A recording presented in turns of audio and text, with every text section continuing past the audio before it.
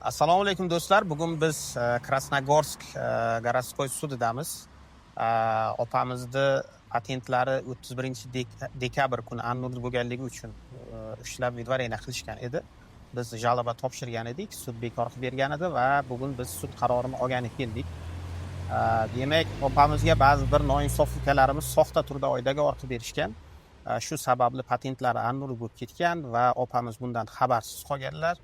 Va opamizni ushlagan paytda patent annulled bo'lganligidan xabarim bo'lmay qolgan, bilmaganman deyilishlariga qaramasdan vidvarena qilib yuborgan edi. Biz жалоба topshirdik, sud bizning e'tirozlarimizni inobatga olib, MVD qarorini, vidvarena haqidagi qarorni bekor qilib berdi. Rahmat sizlarga. Mana zapretimni ochib berdinglar. Kimda mana shunaqa muammo bo'lsa, Naimjonga murojaat qilishlaringiz mumkin. Azizlar, agar sizda ham vidvarena qilishgan bo'lsa, patentingiz annulled bo'lganligini siz bilmay qolgan bo'lsangiz, albatta bizga murojaat qiling. Bu holatda eng muhimi 10 kun ichida жалоба topshirishga ulgurish kerak.